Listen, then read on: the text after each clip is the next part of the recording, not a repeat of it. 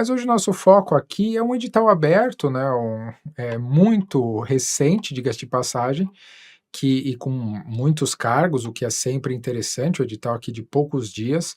Então nós estamos em 2 momentos especiais. Olha só, Monique de Magé, não é de qualquer lugar, de Magé. Vou falar aqui brevemente só com vocês 2 coisas, aproveitando que o edital saiu poucos dias, né, dia 7, agora temos aí nem 10 dias de edital. A matéria de hoje, Direito Constitucional, né, que é a matéria que eu costumo mais lecionar no Alfa, é uma matéria que é basilar para todo o funcionamento do resto do direito. E nesse edital especificamente é muito interessante, por quê?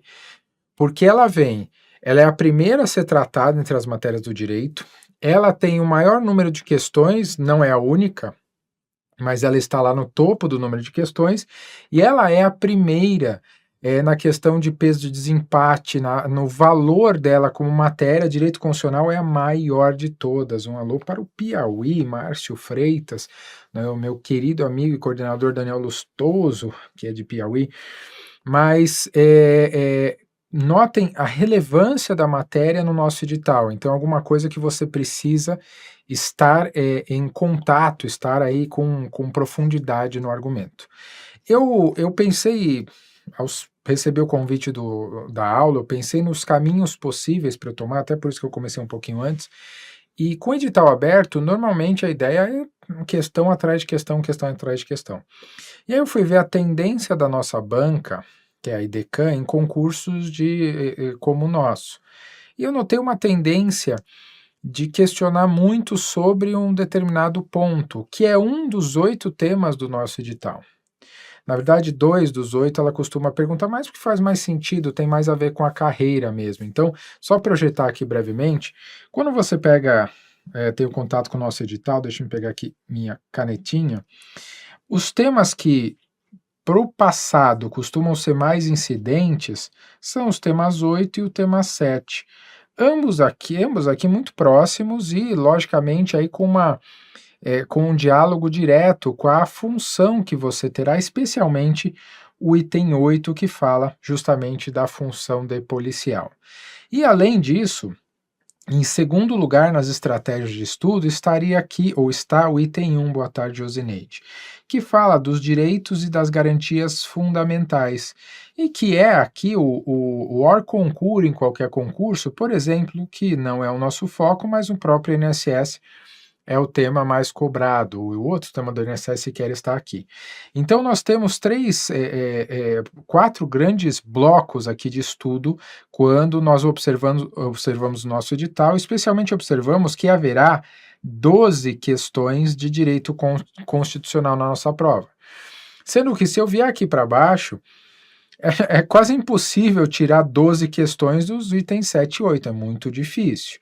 Então nós temos aqui que fazer observar o todo para entender as partes. Eu dividiria o nosso edital em 4 diferentes partes, seriam essas 4 diferentes partes aqui para a gente estudar de maneiras uniformes. A parte que vai certamente dominar, que eu diria de 4 a 5 questões viriam dos itens 7 e 8, mas são itens extremamente fáceis. São aqueles itens que você bate o olho e você já responde com muita tranquilidade, porque são pouquíssimos artigos e artigos curtos, relativamente falando.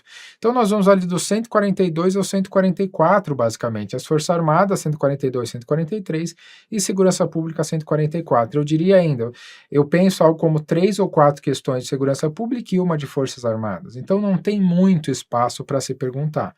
Agora, com um edital do tamanho do nosso, em direito constitucional, não tem como não aparecer questões de outros locais do nosso edital, obviamente. E que locais seriam esses? Eu acho que em segundo lugar, então aqui vai ser esse tem que dominar. Então esse é nosso primeiro, tem que dominar. O segundo espaço é esse daqui, direitos e garantias fundamentais. Por quê? Porque é padrão de todo concurso de direito constitucional assentar aqui e estudar essa segunda parte. Em terceiro lugar, a nossa divisão de poderes e, em quarto lugar, aí a organização do Estado. Aqui a organização do Estado com um pouquinho, basicamente uma ideia de como as coisas funcionam. E a minha escolha na aula de hoje, como eu não sei exatamente o momento dos estudos em que você se encontra, eu não sei exatamente o seu domínio sobre a matéria, a minha escolha para hoje será de estudar, abrir sua cabeça para entender direito constitucional. Não vai ser aula de, não espere assim nada difícil, é simples na verdade. Mas eu quero que você enxergue a dinâmica das coisas para a gente colocar numa aula só introdutória, apesar de já estarmos na época do intensivo, o edital já está aí, mas você entender o que são os itens 2 a 6. Então, entender toda a dinâmica que está no entorno da organização do Estado, dos nossos 3 poderes e das funções essenciais à justiça. Então, numa só aula, eu vou fazer aqui basicamente esquemas na mão para você conseguir enxergar esse todo, para você conseguir entender o todo.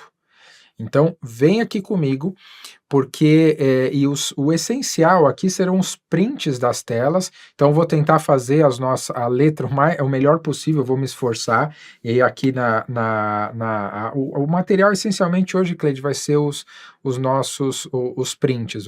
Hoje vai ser o dia dos prints, porque eu quero fazer 3 a 4 telas aí, bem detalhadinhas, e o mais importante dessas telas não é só você possuir o conteúdo, mas você entender a construção de cada uma delas, o sentido atribuído a cada uma delas. Então vem comigo que a gente vai construir junto os itens 2 e 3, na verdade 3 e 4, aí, de 2 a 6 no nosso edital. Aqui com calma, vamos lá para o primeiro passo dentro do contexto. Aqui eu não sei o que eu fiz, que ele não mudou sozinho, mas tá bom. Vamos lá. Ok. Então, começando, quando nós estamos falando do nosso Estado, então começando, Estado democrático, nosso Estado democrático de direito, Estado democrático de direito. Essa é uma expressão que a própria Constituição usa mais de uma vez. Esse Estado democrático de direito, ele tem 2 características que se apresentam essencialmente aí no nosso edital e que, portanto, nós devemos observar. De um lado, é a sua estrutura como federação. Federação, não, Monique, aqui Polícia Militar do Ceará, com certeza é outro espaço. Então, nossa federação de um lado, e de outro, nós temos a separação de poderes. Então, de um lado aqui eu tenho a federação, que é o lado da organização mais física, vamos dizer assim, e aqui eu vou mencionar, isso está dentro do artigo 1º da Constituição Federal, e a separação de poderes que vem lá plasmada no artigo 2º da Constituição Federal. Então temos aí esses 2 artigos como base. Então, pensar a Federação Brasileira é pensar a nossa divisão. Por quê? Nós somos um Brasil, e esse Brasil justamente ele é o ente soberano. Soberano no campo da federação é só o Brasil. Mas dentro da estrutura do Brasil, nós temos uma separação em entes federativos. Então o Brasil, ele assume a forma federativa e nessa forma federativa ele pega essa soberania e cria entes autônomos para fazer a coisa funcionar melhor aqui dentro. Como assim? Nós temos a União, nós temos os estados, nós temos o Distrito Federal, aquele mistério, cheio das pegadinhas, que felizmente não serão o foco do nosso concurso, e nós temos, por fim, os municípios. Essa é a nossa estrutura de entes autônomos no âmbito da nossa federação. Soberano é só o Brasil, que é um único, e nós temos aí os entes autônomos, União, Estados, DF, municípios. Lembrando, a União é uma só também, nós temos 26 estados, um Distrito Federal e mais de 5.500 municípios.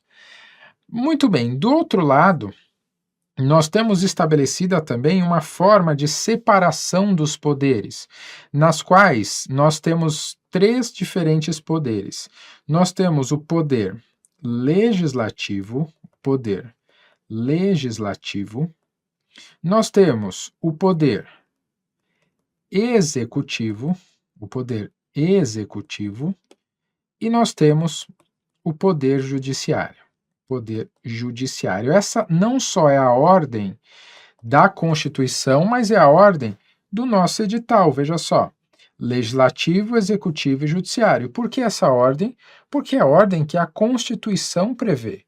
A Constituição já traz uma ordem para a gente que se reproduz no edital e se reproduz em mais de um lugar da própria Constituição Federal.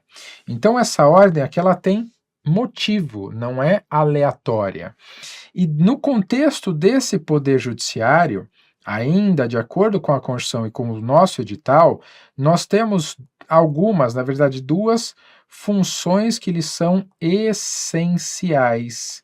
Quais são essas funções? O Ministério Público e a advocacia. Tudo isso no texto constitucional e no nosso edital. Então é essa dinâmica de todos esses elementos que nós vamos entender ou esclarecer no encontro de hoje.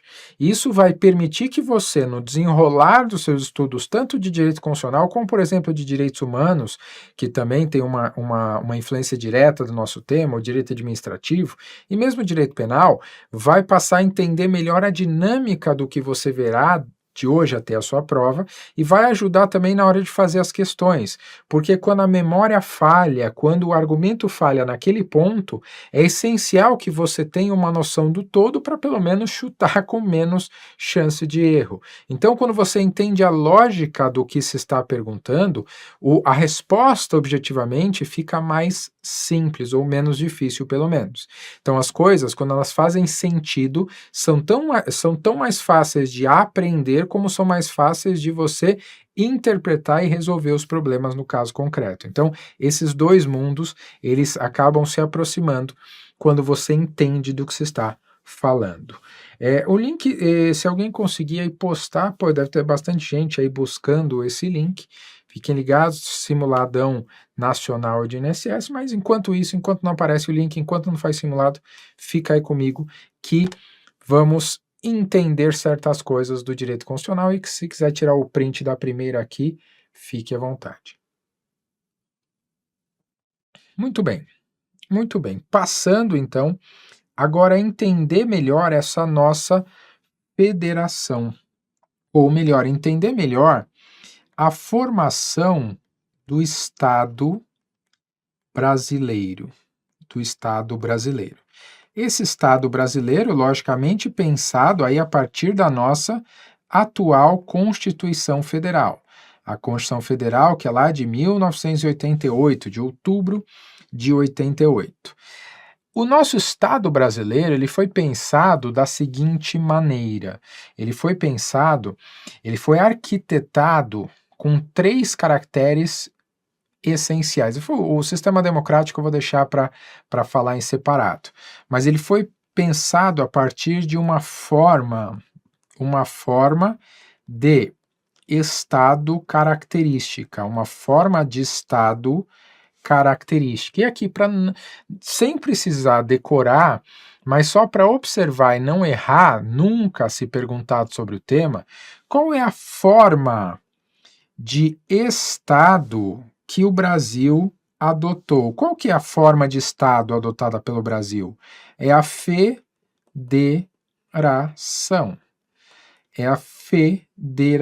A forma de Estado que o Brasil adotou foi a forma federativa, Essa forma federativa, ela se diferencia de uma outra forma, que seria a grande opositora no conceito, no sentido, que é a forma do Estado ou dos Estados unitários, então a forma unitária de Estado. Então essas seriam as grandes oposições. E aqui não é briga, né? São só as formas diferentes, né? Na federação, eu tenho um único ente soberano, como eu já havia dito, eu tenho um ente soberano, e eu tenho esse ente com uma divisão político-administrativa, uma divisão político-administrativa em diversos entes. Então, tem uma divisão político-administrativa que vai criar, dentro desse grande ente soberano, uma união, 26 estados, os nossos mais de 5.500 municípios, e aqui eu já coloco o Distrito Federal, meio aqui, meia calabresa, meia quatro queijos, né? Por quê?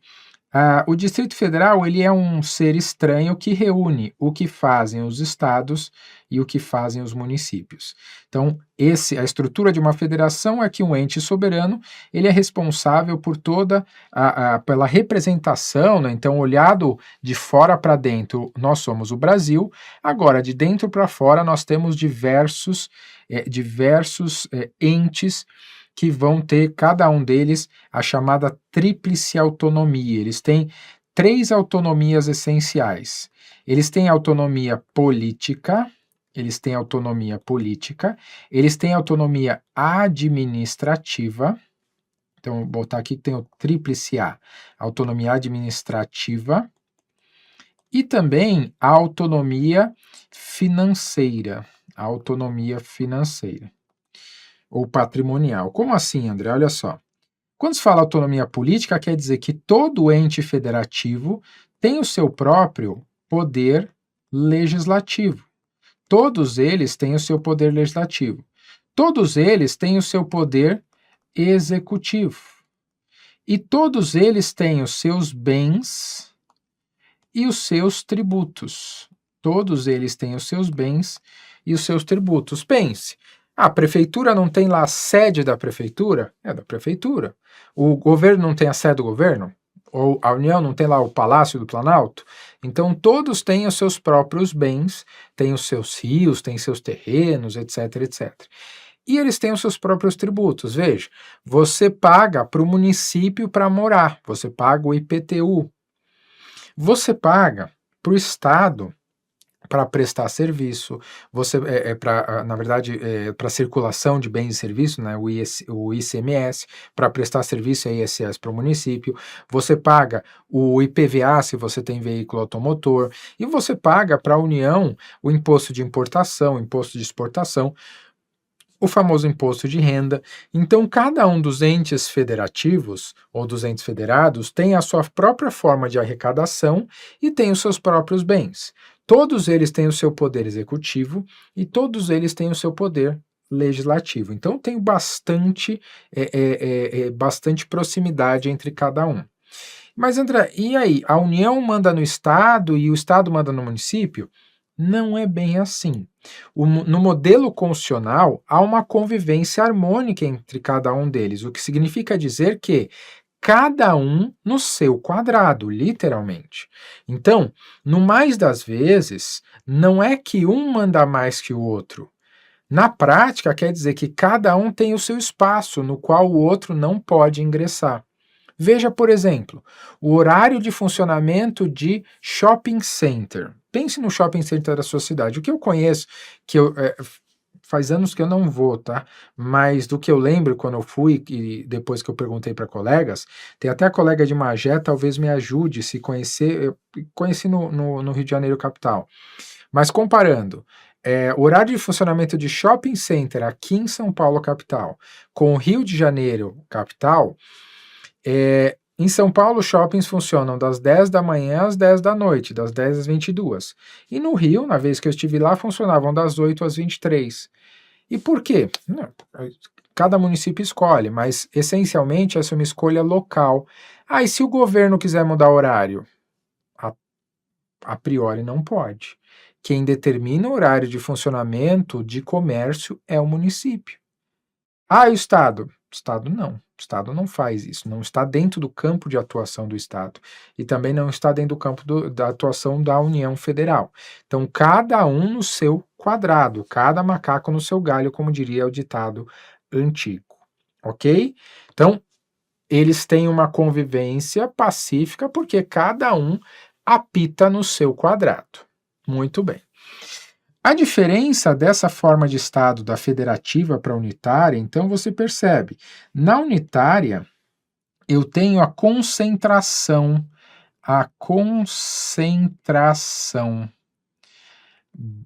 dos poderes, a concentração dos poderes num só centro. Num só centro. Então, ao invés de eu ter essa divisão entre estados, municípios, e aí o nome que se adota é o menos importante, mas eu concentro tudo em um ente único. Eu te dar um exemplo, aí você vai entender o porquê desse estado unitário. O exemplo é relativamente simples. Pense em Portugal. Pense no tamanho de Portugal. Portugal parece um corredor, né? Parece um corredor, é pequeno. Então faz sentido diversos entes federativos no estado que é micro.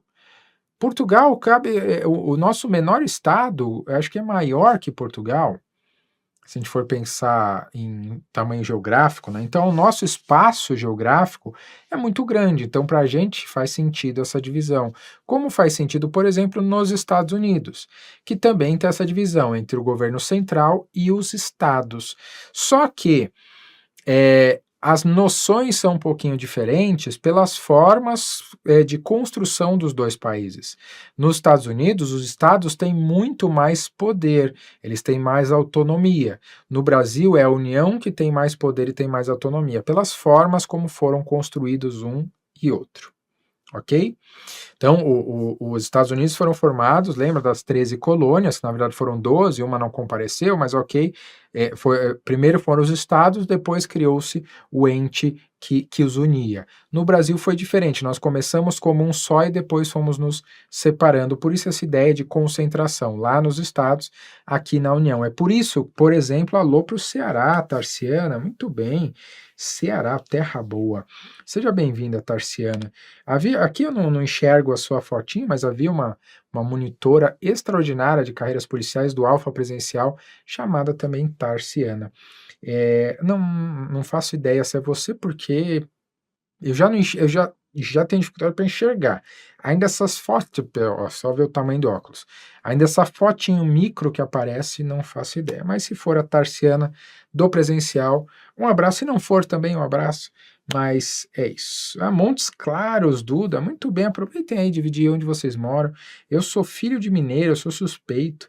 Eu sou filho de mineiro e sou um fã do nosso povo nordestino. Eu sou um fã, para mim, o maior jurista da história deste país é sergipano, ou foi sergipano, Tobias Barreto, monstro do nosso direito, e para mim também o melhor ministro da história do Supremo também foi sergipano. Eu sou um pouco parcial, é bem verdade, mas é o ministro Carlos Brito, acho ele brilhante. Piauí também. Minas, norte de Minas é muito quente. Meu pai era do norte de Minas também, muito quente. Rio Grande do Norte, Tenente Ananias, muito bem. Eu gosto dessa diversidade que se apresenta. Nós somos. O Brasil é diferente, o Brasil é especial. Tudo que eu acho que o Brasil tem de bom decorre essencialmente da nossa diversidade. Isso eu acho fabuloso, como a nossa diversidade nos faz melhor, nos faz diferente e nos faz extraordinários. Isso, o lado bom, Maranhão também. Maranhão é terra de um juiz extraordinário que teve uma experiência, tem uma história. O Jason deve conhecer um baita de um juiz do Maranhão que teve uma experiência terrível com a saúde pública e acabou se convertendo para a política justamente para que não ocorresse isso com os filhos das outras pessoas. É difícil achar uma terra ruim aqui, apesar que tem, mas deixa para lá, deixa as terras ruins para lá. Então, a nossa forma de Estado, e para você nunca errar isso daqui, lembra, forma de Estado, federação. Aqui, se já não ficou claro o suficiente, vamos reforçar, porque quanto mais claro, melhor. Nossa forma de Estado é a nossa federação, forma de Estado, federação, federativa. Então aqui está algo muito relevante para a gente. Para já pegar aí o segundo tópico, que aqui só lembrando, olha, que o nosso segundo tópico, então, organização do nosso Estado, organização política administrativa, União, Estados, DF, municípios e territórios. O território já vou chegar daqui a pouquinho. Mas muito bem.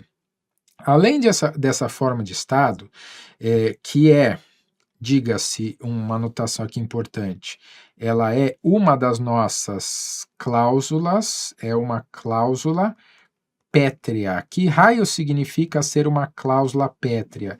Não pode ser abolida sequer por emenda constitucional. Ser pétrea quer dizer que há uma rigidez especial em relação às outras normas constitucionais. As normas constitucionais elas são passíveis de mudanças tanto para acréscimo quanto para exclusão, mas as pétreas elas só podem ser melhoradas, só podem evoluir, mas nunca ser retiradas, ser reduzidas. Então, basicamente, é isso que significa a tal da cláusula pétrea, ok? Voltando aqui, próximo. Além dessa forma de Estado, nós temos mais dois itens importantes. Outra forma, mas agora é a forma de governo. É a forma de governo. Nós temos uma forma de governo que é nossa, né? Qual que é a nossa forma de governo? Nós adotamos a república, nós adotamos a forma de governo que é a república, que tem como, vamos dizer assim, avesso para facilitar a nossa interpretação, a monarquia, Então, na república, eu tenho algumas diferenças centrais da monarquia, começando pelo nome, né? Quando se fala em república, do latim res, coisa pública, então coisa de todos, né? Coisa de todos. Então, se a res é pública, se a coisa é de todas, o que eu tenho? Eu tenho, primeiro, uma alternância no poder, somada à necessidade de prestação de contas, que eu vou chamar mais amplamente de responsabilidade. Então, na nossa república, não só eu tenho uma alternância no poder, eu troco a cada 4 anos ou a cada 8 anos, 8 anos é exceção para o Senado Federal, e todo aquele que detém poder tem com o poder responsabilidade. Então, a responsabilidade tanto no campo penal, que é mais rígida, que é mais forte, quanto no campo administrativo. Então, veja só, uma diferença para você notar como isso é relevante. Vocês, futuros servidores públicos, eu já fui servidor público, quase 10 anos. Eu ingressei no TJ aqui de São Paulo em 1º de julho de 2008 e pedi exoneração no dia 7 de maio de 2018. Então, eu fiquei quase 10 anos, 9 anos e 10 meses para ser exato. Então, nesses 9 anos e 10 meses, eu tive de um lado, aquilo que é excelente, que é a estabilidade, a tranquilidade do cargo, que é ter um salário, bom ou mal foi o salário que eu escolhi, então não vou criticar, ele começou, só para ter ideia como as coisas mudam, né? O meu salário, comparando o dia que eu entrei com o dia que eu saí, ele mais que dobrou, porque eu peguei bem no caminho a reestruturação da carreira, então eu entrei com valor, e tô falando do salário bruto, tá? O líquido seguia a mesma lógica. Então, não sei porque esse comentário idiota, se é a mesma coisa. Mas do dia que eu entrei ao dia que eu saí, ele mais que dobrou, porque duas coisas, uma reestruturação na carreira, e além da reestruturação, eles começaram a pagar adicional por pós-graduação. E eu lembro que a minha especialização valia 7,5% a mais no salário, e o meu mestrado 10% a mais. Só que o mestrado eu nem cheguei a receber porque saiu lá a publicação de que o meu mestrado tinha sido aceito para aumento salarial 2 dias depois da minha exoneração. Então eu acabei não usando esses 10%, mas 7,5% eu usei com muito gosto por algum tempo. Mas ok. Então, veja só, se eu, André, hoje eu não sou mais servidor, sou professor, se eu subtrair um bem público, eu pratico o crime de furto. Não é que pode, mas é um crime menos grave. O furto tem uma pena que vai de 1 a 4 anos. Se o Jason, lá do Maranhão, uma vez servidor público, pratica o mesmo ato que eu pratico, que eu acabei de relatar, ele vai lá e subtrai o patrimônio público, valendo-se da condição de servidor, a pena dele não será de 1 a 4, mas será de 2 a 12 anos. O furto para o servidor público transforma-se em peculato, em que eu duplico a pena mínima e triplico a pena máxima. E por que isso? Porque numa república a coisa é de todos e aquele que está no poder, aquele que está que recebe uma atribuição de poder público, tem a responsabilidade majorada. Já na monarquia eu nem preciso desenvolver muito, né, mas você já entende, eu não tenho alternância no poder, eu não tenho eleição, eu tenho simplesmente a loteria genética, né, ocorre uma loteria genética e quem vencer na loteria genética manda no pessoal, o que eu acho um tanto quanto abominável. Eu não sei como as pessoas ainda vivem em locais em que há monarquia, eu não consigo explicar minha relação. Como assim, cara? Você manda em mim porque você nasceu na família Windsor? Não. Não, vem com graça não. Vem com graça não. Sem essa, cara pálida. Muito bem. São Gonçalo, não tinha visto aqui, Ione, São Gonçalo, Rio Preto, Minas Gerais.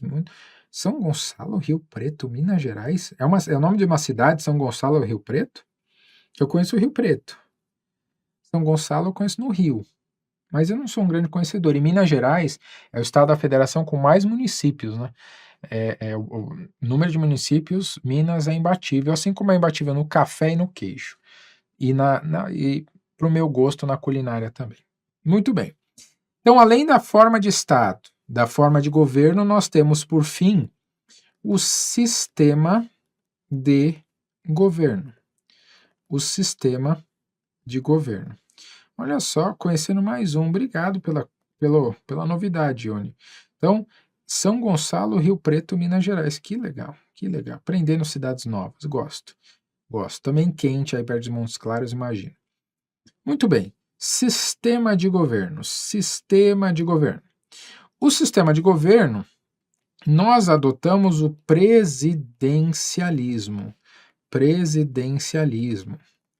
Presidencialismo, que se diferencia do parlamentarismo. Parlamentarismo.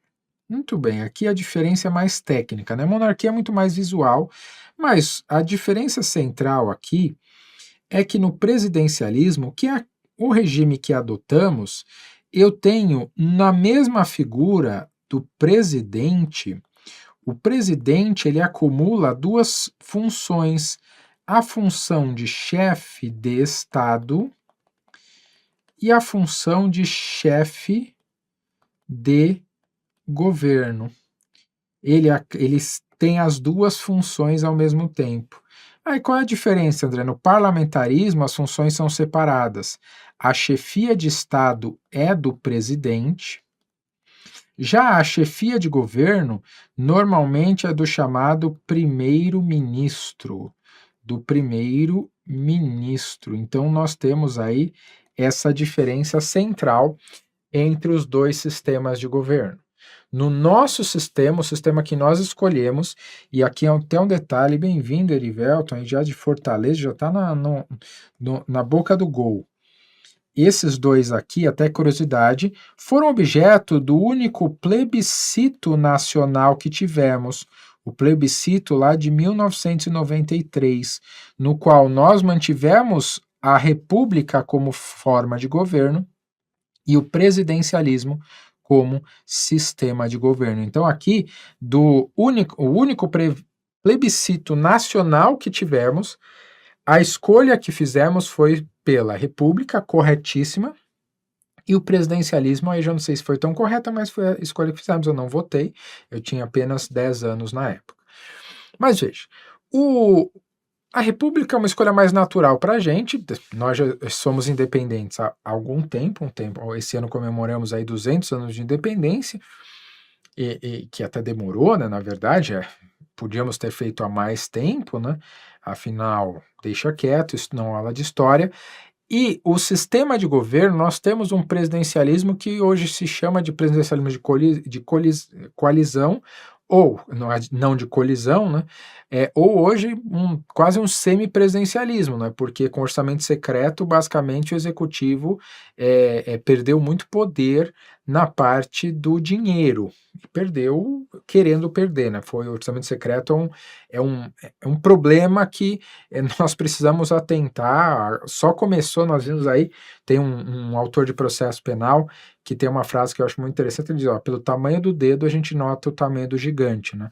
E pelo tamanho do dedo do orçamento secreto que vimos outro dia aí naquele dinheiro transportado, nós já vemos o tamanho do gigante que vai aparecer quando começarmos aí a olhar esse tal desse orçamento secreto. Mas ok. Qual que é a questão aqui? No presidencialismo, nós reunimos as duas atribuições no mesmo indivíduo, que é o nosso caso, o presidente da República. Então ele é tanto chefe de Estado, ou seja, ele representa o Brasil fora do Brasil, é ele quem vai lá na ONU discursar, é ele quem vai assinar tratados, celebrar convenções, etc.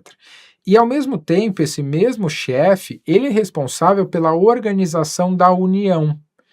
Como assim a União? A União é um ente federativo e por isso a chefia de governo, é ele que vai cuidar do sistema organizativo interno. Mossoró, também Rio Grande do Norte, bem-vindo, é um humorista ainda, gosto muito, gosto muito. Nesse campo, então, nós temos o chefe de Estado aqui, que é o chefe da União, e o chefe de governo, que é o chefe da União. Uai, ele é o chefe da minha... Não, olha cá. Notou uma diferença? Apesar de estar apertadinho aqui, essa união aqui é uma pessoa. Essa união aqui, ó, o maiúsculo, é um indivíduo. É uma pessoa jurídica de direito público. Já essa união é união significando aqui Brasil. É a união de estados, DF, municípios e da União propriamente dita. Barbalha Ceará também, muito bem. Olha, o pessoal do Ceará tem que estar, né? Porque o concurso é mais fácil para vocês. Como diz um amigo meu, se o concurso é na minha cidade, basta eu atravessar a rua, então eu já saio com um handicap, eu já saio com os pontinhos na frente aí. Não tenho que fazer escolhas difíceis como hotel e transporte. Então isso já ajuda bastante. Então, muito bem. Então, só lembrando aqui, a ideia dessa nossa aula neste momento é te facilitar um conteúdo que, no mais das vezes, você não costuma estudar. Por que não? Porque a maioria dos concursos de carreiras policiais cobre essencialmente dois grandes temas: direitos e garantias fundamentais e segurança pública. Esses são os dois grandes espaços de cobrança dos concursos. Alguns ainda pegam ordem social, etc. Mas o nosso concurso aqui, voltando no nosso primeiro slide, olha o tamanho do nosso edital, boa tarde. Também Brejo Santo, Ceará, Pereiro, Rio Grande do Norte, Campina Grande. Isso aí, pessoal, vamos nos conhecendo. Vamos nos conhecendo, sabendo de onde vocês falam. Então aqui, normalmente esse tema aqui é o tema central em concursos de polícia militar e esse daqui o tema secundário, mas extremamente relevante. Esses dois aqui costumam estar em poucos editais. E nos nossos editais, olha o tamanho do conteúdo. Então a gente tem que entender o que é o que, a gente tem que entender qual a lógica das coisas aqui dentro. Tem que ter. E note também que não é tudo que cai desses poderes, é um recorte, tá? Eu diria que desses daqui, o que mais cai, o maior dos poderes aqui é o legislativo. Por quê? O poder executivo não cai tudo, percebe? Cai atribuições do presidente, ou seja, artigo 84, essencialmente. O poder judiciário cai só as disposições gerais e o CNJ, não cai o que faz o Supremo, não cai o que faz cada um. Cai a disposição geral, a partir de 92 até o 99, praticamente, da Constituição Natal, também Viçosa, muita gente de muitos lugares aí, isso que é sensacional do Alfa e da internet. Então percebam a relevância aí de a gente conseguir entender ou nos localizar com esse mundaréu de temas que vão aparecendo para a gente. Agora eu vou entrar no último tema desse nosso encontro, não que esteja acabando, aqui é um tema mais longo. Então nós vimos nessa primeira aproximação, eu aproximei você para entender o funcionamento do Estado brasileiro pela sua forma Estado, federação, forma de governo res pública, coisa pública, e o sistema de governo nosso presidencialismo. E agora eu vou montar mais dois slides basicamente, e em que eu vou trazer, na verdade, três, a separação de poderes, por que que isso existe, artigo 2º, depois, qual poder é de quem, e por fim, montar o judiciário para encaixar o tal do Ministério Público, o tal da advocacia. Então é por isso, Mosqueiro, muito bem, olha só, Belém do Pará. Mosqueiro é bairro aí, Wendel? Maranhão, Camocim, vamos falando agora, eu gosto de saber. Na próxima encontro eu vou pedir até as características das cidades, o que marca aquela cidade. Tipo, São Paulo é a cidade, antigamente era a cidade da garoa, agora é a cidade do trânsito. Tudo bem, tem de tudo. Mas vamos lá. Agora, ok, já entendi mais ou menos como funciona a federação, Belém também. Agora, e a nossa famosa separação de poderes? Vamos entender a dinâmica entre os poderes. Separação de poderes. Essa separação eu já mencionei, mas não custa repetir. Ela está contida lá a partir do artigo 2º da Constituição Federal. Tianguá, Caucaia, Ceará, muito bem, já estão perto. Brasólia, Distrito Federal, muito bem. O aeroporto que quase sempre que eu ia dar aula fora, eu passava, fazia escala em Brasília. Muito bem. Aqui, separação de poderes. Essa separação de poderes foi nós tiramos a fonte original Aristóteles, a fonte mais, vamos dizer assim, mais moderna, Montesquieu, Revolução Francesa. E nessa Revolução Francesa, nós vamos lembrar, nós temos 3 poderes que são poderes independentes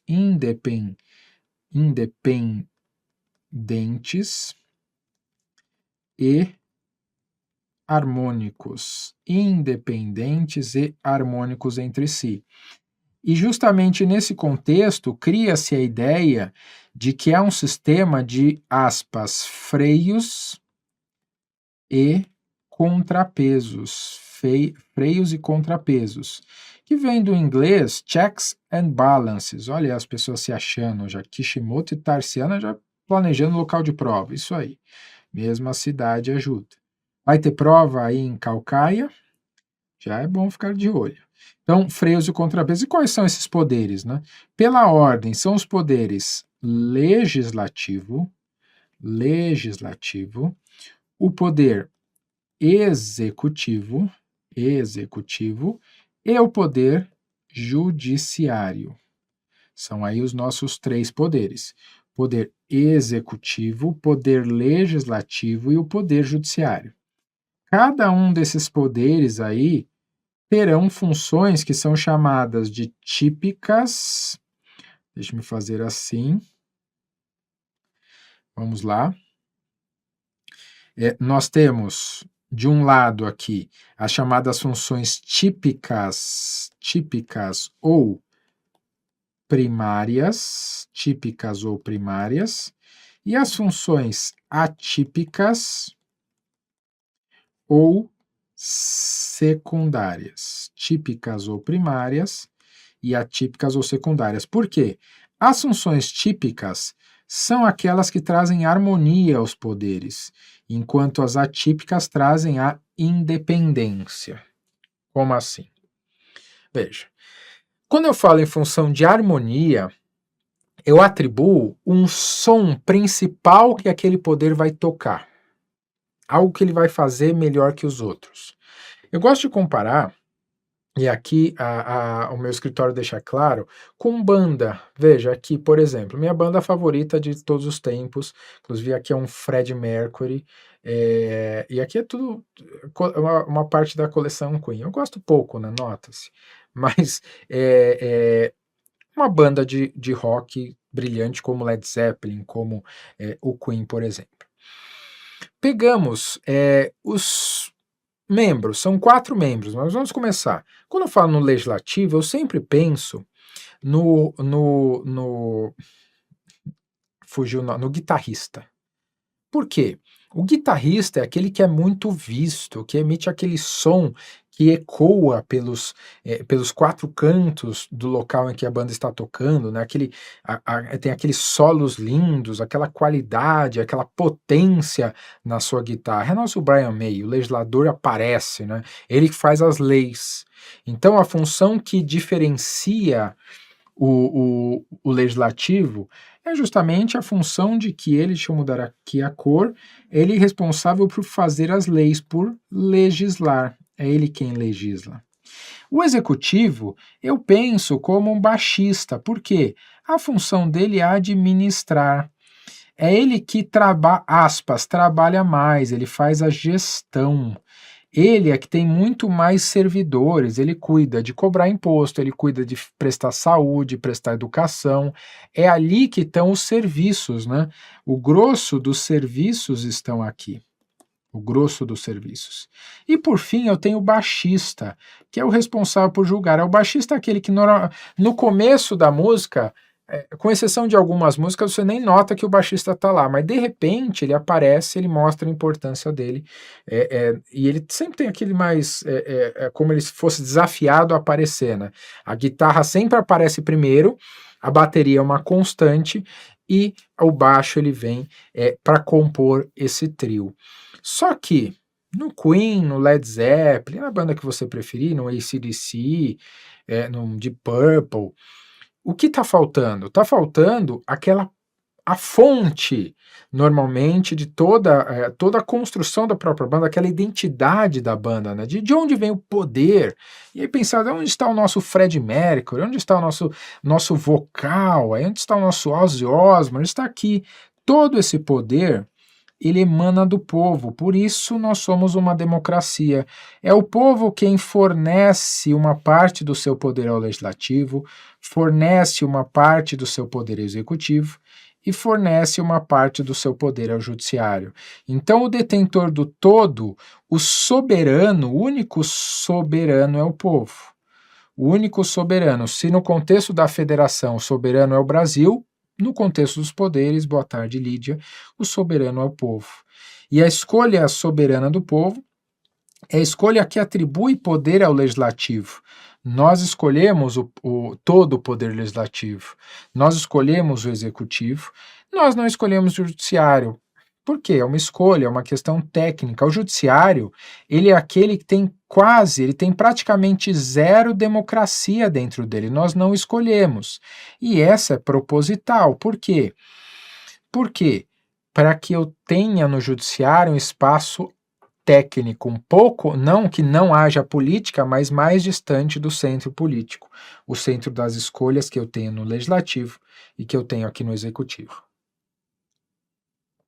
Mas ok. Então as funções típicas são: o legislador faz as leis, o executivo aplica essas leis e administra a nossa vida, e o judiciário julga. Ele julga quando todo o resto deu problema. O judiciário ele tem uma marca que o diferencia dos demais, que ele é o único dos 3 que é inerte, né? Ele fica lá na dele. Ele fica lá paradão na dele. Não é à toa que ele não é votado, que ele tem toda essa estrutura diferente e também ele tem uma forma de funcionar diferente. E justamente para que um poder não dependa do outro, eles têm as chamadas funções de independência ou atípicas, em que um pega a função do outro. Exemplo, o nosso legislativo, ele tem o poder de administrar. Ele administra quem? Ele faz a autoadministração, é ele quem cuida dos seus servidores. Ele também tem o poder de julgar. Ele vai julgar quem? Ele vai julgar os detentores dos outros poderes pelos chamados e famosos crimes de responsabilidade. Tem lá o famoso impeachment, né, que é julgado pelo legislativo. O executivo, o que ele faz? Ele legisla, e legisla até demais, né? Ele tem iniciativa de apresentar leis, ele tem o poder de decreto, ele faz decreto e ele tem as famosas medidas provisórias, que parecem leis, mas não são. E além disso, aqui um asterisco, porque depende um pouco da banca, mas o executivo também tem o poder de julgar. E esse julgar do executivo é o famoso PAD, o processo administrativo disciplinar. Algumas bancas colocam o PAD dentro da função de administrar, mas se for assim na sua, eu não achei uma questão específica sobre isso da IDECAN, mas se for assim na sua, é só aceitar como verdadeiro, não tem dor de cabeça. E judiciário, ele também tem a sua autoadministração, não é ele que escolhe seus servidores, faz o seu concurso, e ele também tem um pouquinho de poder de legislar, mas é bem menos que o executivo. Ele tem iniciativa, algumas leis só ele pode propor, e ele também faz os seus próprios regimentos. Os regimentos dos tribunais são feitos pelo Poder Judiciário. Então aqui você percebe a função de cada um e por que um controla o outro. E para fechar, e aí eu falo para quem quiser dar aquele belo print, que o legislativo é o único que tem uma dúplice função típica. Além de legislar, que é óbvio, ele também tem a função de fiscalizar. E por que que o legislativo é o único que tem duas funções? Por um motivo simples. O legislativo é aquele poder que está mais próximo do detentor do poder, do soberano do povo. Como assim, André? Você já percebeu que o executivo ele é escolhido pela maioria da população, a maioria absoluta. No legislativo, os senadores seguem o mesmo padrão. Tanto que nesse ano nós escolhemos um senador, cada estado e o Distrito Federal escolheram um. Daqui 4 anos, cada estado e o Distrito Federal escolherão 2 senadores. Mas, quando nós falamos da Câmara dos Deputados, eu tenho uma diferença de tamanho das bancadas. Por que que cada estado tem um número de deputados? E vários estados da federação têm um mínimo de 8 deputados, enquanto São Paulo tem 70 deputados. Porque São Paulo é mais importante? Não, não é por isso. Embora alguns paulistas achem isso. Não é porque é mais importante. São Paulo tem mais deputados não porque é melhor, mas não. Tem mais deputados porque tem mais gente, tem mais povo para ser representado. Então a diferença de tamanho das bancadas é correspondente à população de cada um dos estados, a população votante. Que, veja, pela primeira vez em muitos anos, nós podemos ter alguma disparidade na representação, porque com o atraso do censo e com as quase 700 mil mortes de Covid, nós não temos a medida exata da população brasileira, nós temos uma aproximação dessa população, mas a exatidão ela virá mais a partir do censo. Trará uma ideia, mas André, eu tenho o número de eleitores correto. Sim, mas só os eleitores não compõem os moradores, né? Eu tenho que pensar o todo, englobar tanto os eleitores quanto aqueles que ali moram. Então aqui, se quiser da hora do print, essa aqui já está mais completo. E agora vamos agora fazer a divisão, a união desse slide com esse daqui. Na verdade, com esse daqui, né? A soma desse com esse daqui. Como assim? Vamos pensar o Brasil. Vamos enxergar o Brasil como um todo. Como assim enxergar o Brasil? Vamos lá. Aqui assim. Legislativo,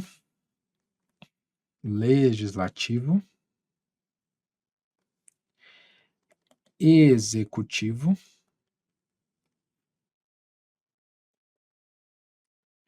e o judiciário. O judiciário aqui no cantinho, porque eu vou fazer ele em separado, judiciário. Muito bem, nem coube judiciário, mas é proposital, ele vai ter seu espaço próprio. Muito bem. Então é o seguinte, aqui eu tenho a União, aqui eu tenho os estados, aqui eu tenho o Distrito Federal, e aqui, por fim, os municípios. E eu vou começar pelo judiciário, porque o judiciário, como eu disse, eu vou fazer um slide à parte para a gente ver o todo. Mas o judiciário, a primeira diferença é que não existe judiciário no espaço do município. Eu tenho judiciário no Distrito Federal, eu tenho nos estados e, logicamente, eu tenho na União. Esse eu vou fazer em separado. Agora, meu foco são os poderes outros, começando pelo executivo. Quem é o poder executivo federal? Aqui nós temos o presidente da República, o presidente da República, que já sabemos, ele é ao mesmo tempo chefe de Estado, ele é chefe de Estado e chefe de governo a um só tempo. Então, ele tem essas duas funções. Além do presidente, eu tenho o vice-presidente, o acessório acompanha o principal, e ele é assessorado pelos ministros de Estado. Pelos ministros de Estado. Esse é o time do Executivo Federal. Este é o time. No campo dos estados, nós temos os governadores de estado, que por sua vez são acompanhados por seus vices. Temos os vices, cada um tem o seu vice. No Distrito Federal, o ET, eu tenho também um governador do Distrito Federal, que é acompanhado também de seu vice, aqui um só. E no campo dos municípios, nós temos os prefeitos. Os prefeitos, lembrando, são mais de 5.500 municípios. Já aproveitando aqui, só para lembrar qual a idade mínima desse pessoal, né? O presidente da República tem uma idade mínima de 35 anos, os governadores 30 anos e os prefeitos 21 anos de idade mínima. Lembrando que o acessório acompanha o principal, então os mesmos requisitos do presidente são os requisitos dos governadores, dos vices, perdão.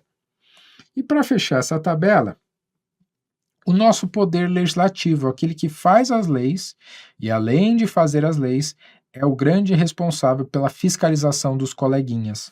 Eu tenho no campo da União, é o nosso único poder que é bicameral. Veja, é o meu único desenho que dá para entender o que é, né? Olha só, é bicameral, porque eu tenho duas câmaras. Esse daqui é o nosso Congresso Nacional. É o Congresso Nacional, que é composto da Câmara dos Deputados, e aqui o nosso Senado Federal. Perceba que sempre você vai observar essa diferença entre os dois, tá? Esse daqui sempre é a Câmara dos Deputados, enquanto o outro sempre é o Senado Federal. Por que isso, André? É o lado? Não, não é questão do lado, é o tipo de forma, tá? Veja, este daqui, ele está aberto, a Câmara dos Deputados, ela é aberta para as ideias do povo, né? Porque, como eu já disse, a Câmara dos Deputados representa o povo. O povo é representado. Então, nós temos lá 513 deputados. Já os senados não representam o povo, representam os estados e o DF. É por isso que no Senado nós não temos um número diferente, mas são 3 senadores por estado. E o Distrito Federal também tem seus 3. E os 2 unidos são o nosso Congresso Nacional. Muito bem, esse é o mais complexo de todos. Nos estados, nós temos as assembleias legislativas, assembleias legislativas, que possuem em sua formação os deputados estaduais. Já os municípios têm as suas câmaras de vereadores, que possuem em sua estrutura, finjam surpresa, vereadores. Vereadores. E aproveitando para falar das idades, como eu havia falado do outro lado, os vereadores são aqueles que detêm a menor das idades de todos, são 18 anos apenas. Os deputados estaduais, 21, os deputados federais, 21 e os senadores, 35, tal qual o presidente. Ficou faltando aqui o Distrito Federal. E o Distrito Federal é uma confusão. Por quê? Tudo é estranho lá, né? Eu tenho uma Assembleia Legislativa ou uma Câmara de Vereadores no Distrito Federal? Nenhum, nem outro. No Distrito Federal há uma Câmara Legislativa, só para ser diferente e para ferrar a gente. Que alguns chamam de Câmara Distrital, mas a Constituição usa a expressão Câmara Legislativa. E lá existem deputados distritais, só para ser diferente, né? Só para tentar derrubar a gente. E esses deputados distritais também têm uma idade mínima de 21 anos. Então, aqui na divisão feita, e veja, eu disse, é uma aula que ajuda a gente a entender o todo, ajuda a gente a observar o todo no contexto do nosso poder, como que as coisas funcionam, como que eu divido as nossas atribuições, né? O que é o que, como, quando, onde.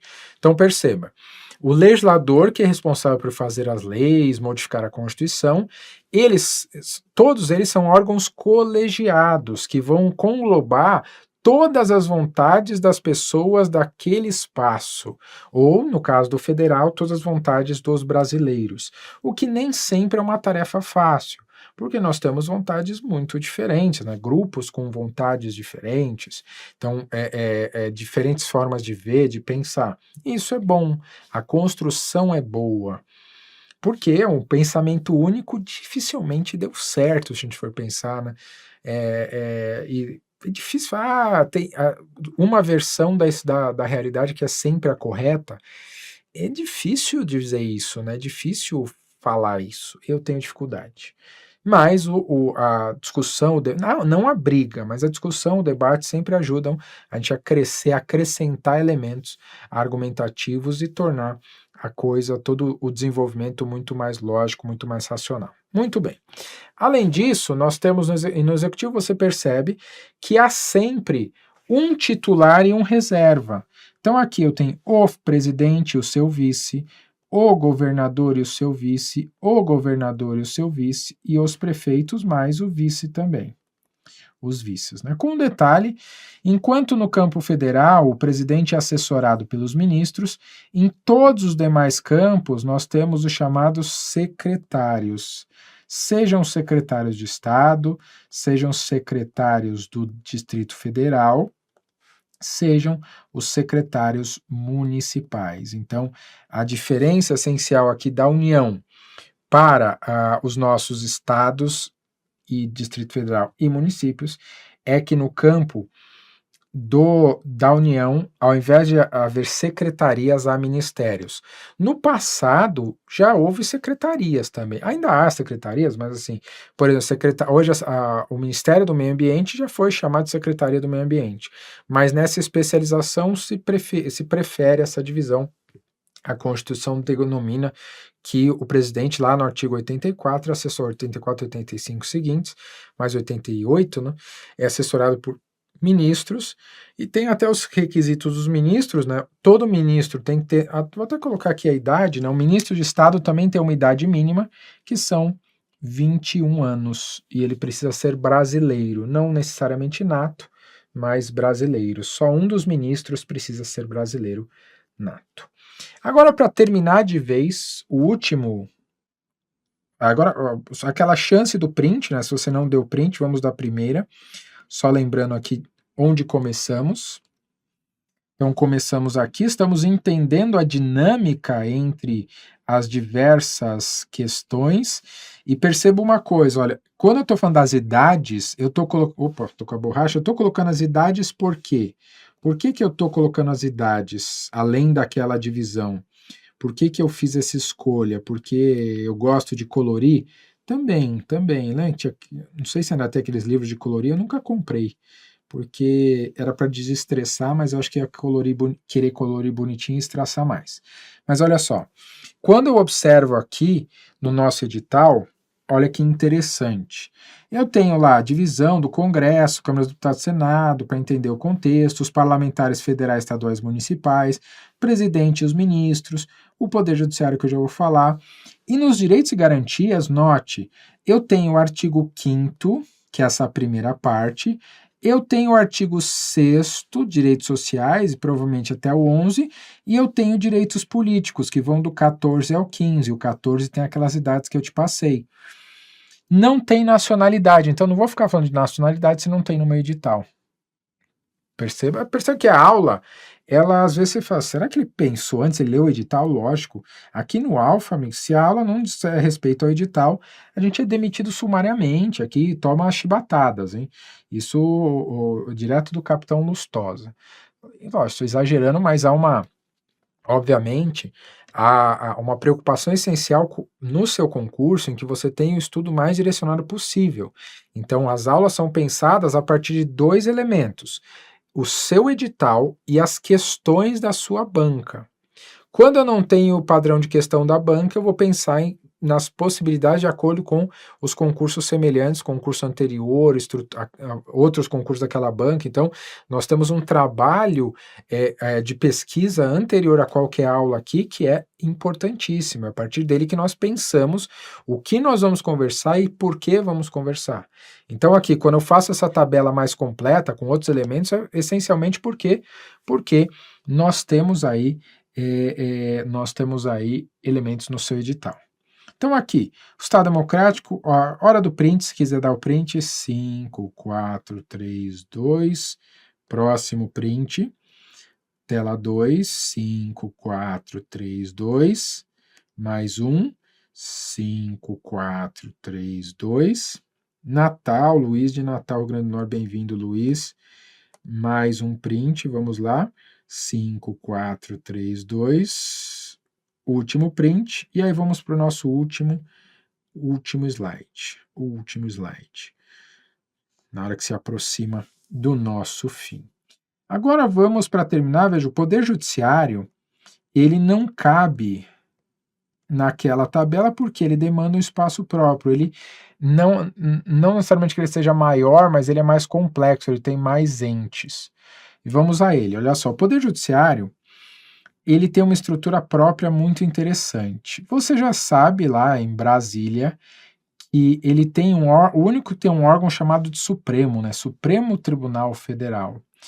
Esse Supremo Tribunal Federal, ele é órgão de cúpula, ele é um órgão diferente, e logo abaixo dele concentram-se 2 grandes estruturas de justiça.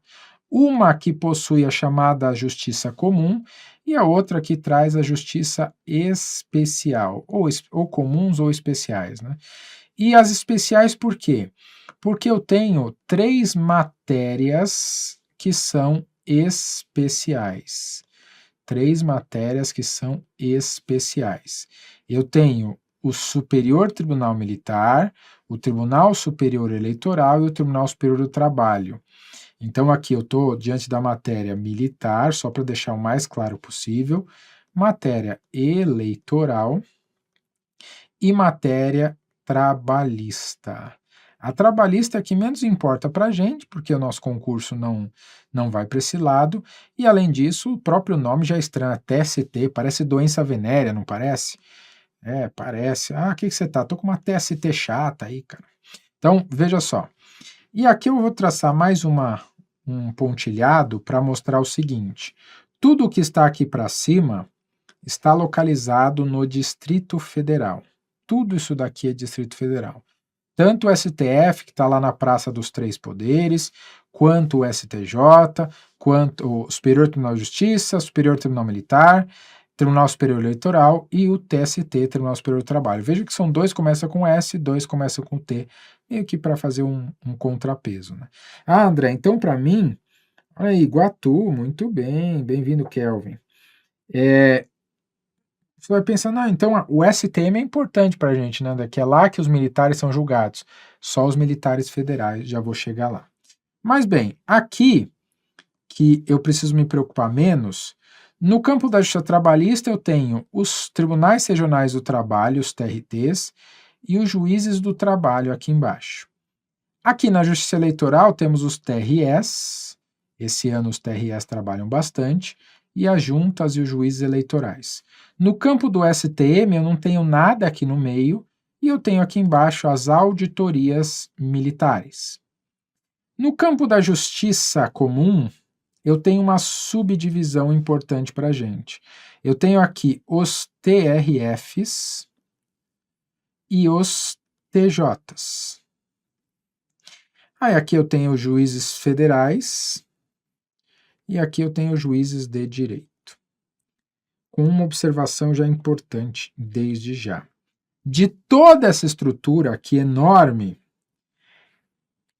faz parte da chamada estrutura dos estados somente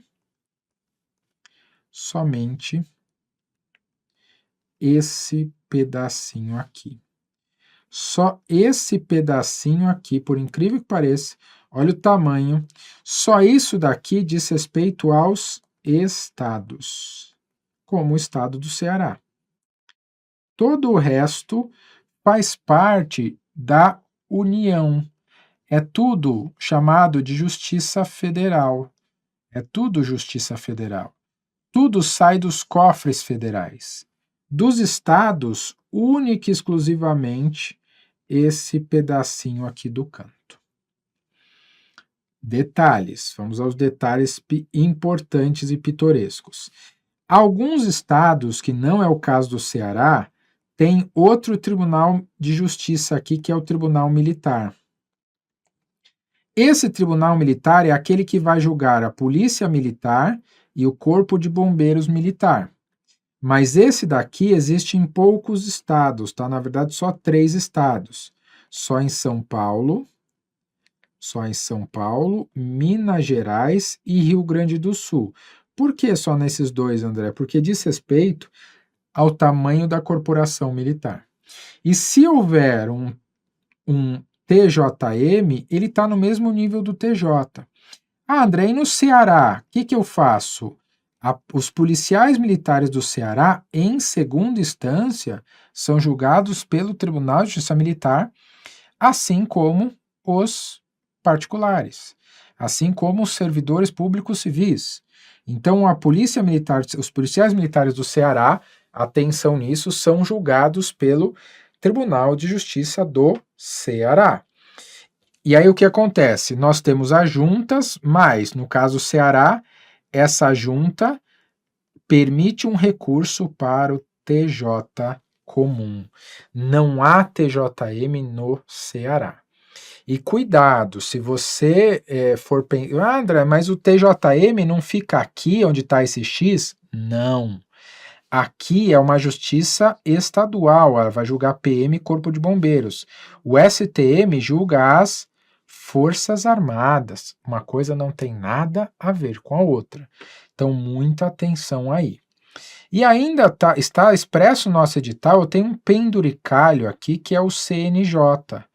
O CNJ, que é aquele que não julga, ele não julga ninguém. Então, Adriano, a Justiça Militar da União é essa daqui, ó. Que tem o STM e as auditorias militares. Essa é a Justiça Militar da União. Mas na Justiça Militar da União não tem um tribunal militar. Não tem segunda instância. Pode pesquisar lá, dá uma olhadinha no STM, não tem segunda instância. Não tem, qual que é o Tribunal Militar? Tribunal Militar da União só tem um, que é o STM. Eu tenho as primeiras instâncias, que são as chamadas auditorias militares. As auditorias militares. E por que eu não tenho segunda instância? Porque eu não preciso. O tamanho das Forças Armadas e a quantidade de demanda que eu tenho não justifica que eu crie essa segunda instância. Então eu tenho a primeira e a segunda instância já é direto o STM, eu não preciso desse meio termo. Você bem sabe que hierarquia e disciplina no campo militar, tanto nas Forças Armadas quanto na Justiça Militar Estadual, elas são elevadas à máxima potência. Em todo o funcionalismo público, nós temos a importância da equidisciplina. No campo militar, isso é reforçado, isso tem um reforço. Então, aí, Adriano, tem umas questões pontuais, né, sobre competência. Por exemplo, essa que você mencionou. Desde 1996, os crimes dolosos contra a vida praticados por policiais militares e bombeiros militares, ainda aqui em serviço, são julgados pelo júri. São julgados pelo júri. Por quê? Porque houve uma modificação tanto no Código de Processo Penal quanto na Constituição, em virtude do Carandiru, que foi lá em 1992. Mas, porém, contudo, entretanto, isso não se aplica mais aos militares federais, porque no governo Temer houve uma modificação no artigo 9º do CPM, que voltou a atribuir à justiça militar o julgamento, e aí aquela bagunça que eu não vou entrar aqui. Então, militar federal que praticar homicídio, em regra, Justiça Militar Federal, militar estadual que praticar homicídio, em regra, Tribunal do Júri. Tranquilo, Adriano? Essas questões vocês verão aí com muito mais aprofundamento na matéria própria militar e também em outras aulas, aí quando a gente pegar uma aula de Poder Judiciário para passar um pouquinho por ali, que é um tema interessante. Eu gosto muito desse tema, eu não sei se vocês ainda têm acesso, porque já tem por causa de uma outra atualização, mas eu tenho uma matriz bem longa minha de crimes militares, de processo militar aqui no Alfa, que eu gostei muito de gravar. Eu gosto muito da aula para PM, eu dou aula para PM desde 2006. Foi o primeiro concurso público que eu dei aula na minha vida, foi para a Polícia Militar. E o segundo foi para a Polícia Civil. Eu comecei, primeira turma que eu tive foi para PM, segunda turma para a Polícia Civil, terceira turma para escrevente técnico judiciário do TJ, e aí foi curioso, comecei a dar aula para o TJ em 2007, em 2008 eu virei servidor TJ, aquelas coisas da vida. Ah, certamente, Bruno, pode ficar de olho aí, todos os concursos, PMs, Polícia Civis, INSS, todos os concursos mais importantes, seja a título nacional, a título estadual, com certeza vai ter aula aberta, gratuita e com dedicação dos professores com qualidade, buscando aí o melhor para vocês. Ok? Por hoje era isso, pessoal. Eu queria dar essa noção bem mais, essa noção ampla, se quiser dar aquele print maroto, dos itens iniciais aí do nosso concurso, né, dos itens que estão no nosso edital, porque são matérias que não costumam ser objeto de questão para a Polícia Militar, mas, porém, contudo, todavia, eu reputei que eram importantes e necessárias para a nossa conversa de hoje. Como o edital tem pouco tempo, eu acho que é algo importante para a gente ter uma base, não ter dor de cabeça lá na frente, não ter problema, porque os concursos estão vindo rasgando cada vez mais importantes e cada vez mais intensos.